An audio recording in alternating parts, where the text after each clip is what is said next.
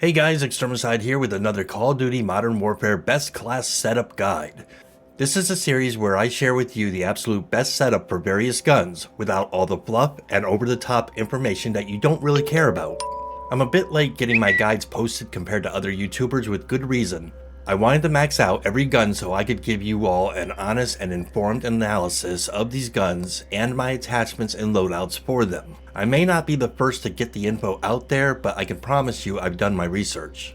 But keep in mind that these are my viewpoints and maybe you will and maybe you won't agree or disagree with them. And that's fine. I won't be getting overly technical by supplying statistics in these guides.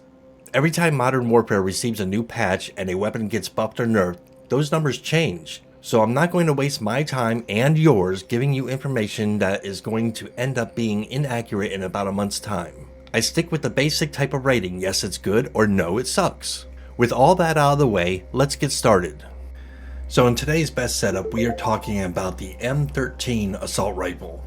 It's unlocked at level 39 and thanks to a recent nerf to both the M4A1 and the AK-47 assault rifles, the M13 has started to grow in popularity as a versatile alternative. This fully automatic rifle's short stroke piston system allows its rate of fire to remain high.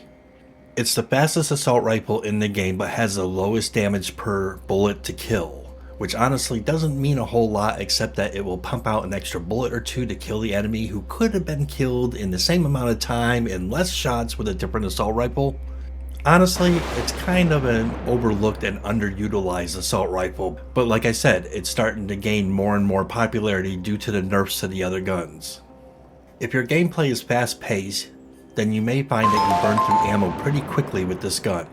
I would say this gun is more for the guy whose playstyle is slow to moderate pace and more relaxed, although this particular assault rifle does have some of the best mobility where assault rifles are concerned. Its hipfire recoil I gave a moderate rating to. It's not great, but it's not actually horrible. But aiming down sights with the M13, oh my god, is a real joy. It has very low recoil, so low that I've decided just to say no recoil. I mean, there's a tiny bit, but it's so little that it doesn't even really matter. And because of that no recoil, it has pinpoint accuracy. Aim where you want the bullet to go and rest assured it will find its mark. A super accurate gun that more and more people are starting to place in their loadouts. The M13 does very well in both core gameplay and Warzone. It shreds at both close and mid-range encounters, but its damage is very poor on ranged encounters. This setup improves upon the M13's accuracy and range while dealing a hit to mobility. So with that said, let's take a look at my go-to loadout for this particular assault rifle.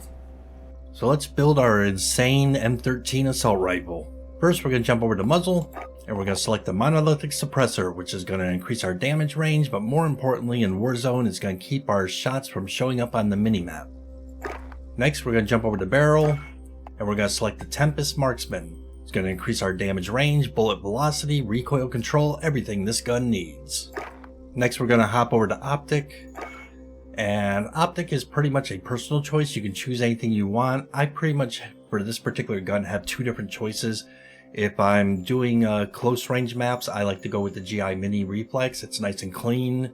And if I'm going more mid-range, I might opt to go with the BLK 3.0, which will magnify a little bit, but will also allow us to do some of the close-up also. It's very non-intrusive. So either one of these would be my pick.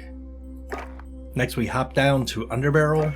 And here we're going to select the Merc foregrip, which will increase our recoil control and hipfire accuracy, trying to make this gun as stable as possible.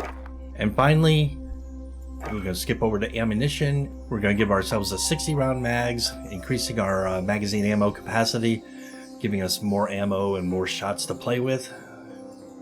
And the only thing this gun needs now is a decent loadout. Okay, so here's the deal.